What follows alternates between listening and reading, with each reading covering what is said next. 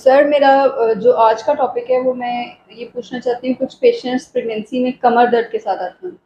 कुछ फीमेल्स को कमर दर्द होती है लोकलाइज निचले हिस्से में। कुछ को कंप्लेंट होती है कि दर्द कमर से लेके नीचे टांग के जरिए पाँव तक जाती है। तो एक तो हमें इन दोनों को डिफरेंशिएट करके बता दें और दूसरा ये बताएं कि इस दर्द की खास वजूहत क्या होती हैं। आइदर ये प्रेगनेंसी रिलेटेड है या कोई खास और वजह होती है। जी, कमर दर्द प्रेगनेंसी की वजह से भी हो जाता है और ख़ास वजूहात भी होती हैं। ये डिपेंड करता है कि मरीज़ को कमर दर्द ड्यूरिंग प्रेगनेंसी शुरू हुई है या प्रेगनेंसी से पहले भी होती थी उसको कमर दर्द। इसकी वजह अगर कमर दर्द प्रेगनेंसी के दरमियान शुरू हुई है, तो वो प्रेगनेंसी की वजह से है। जैसा कि प्रेगनेंसी के दरमियान माँ का जो वेट है वो 2 से 3 गुना बढ़ जाता है।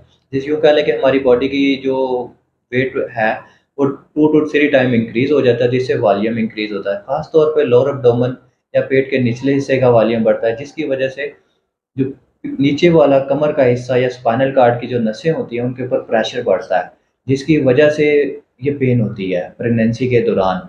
क्योंकि वो सारी अकोमोडेशन बच्चों के साथ और माँ का और वो सारा जो है, उसकी वजह से प्रेशर की वजह से सर दर्द होता है, वो लोकलाइज़ होता है उसके लिए। इस दौरान पेशेंट को sciatica या जिसको आप कहते हैं कि पाँव के निचले हिस्से तक दर्द जाता है, वो भी हो सकती है।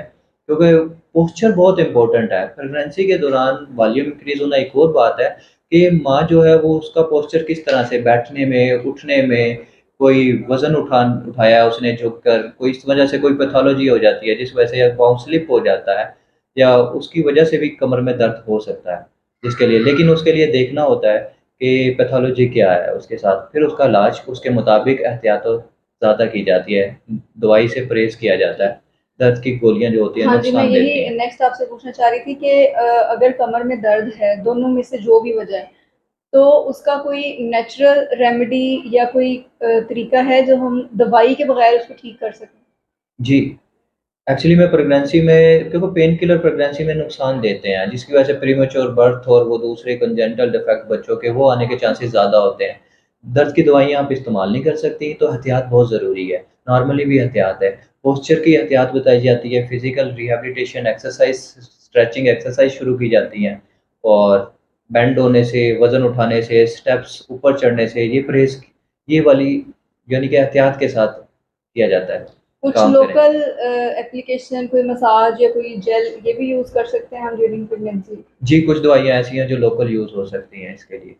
और अगर पेशेंट की पेन बहुत सीवियर है और एहतियात करने के बावजूद वो नहीं ठीक हो रही, तो सेफ्टी के साथ किस हद तक मेडिसिन इस्तेमाल कर सकते हैं?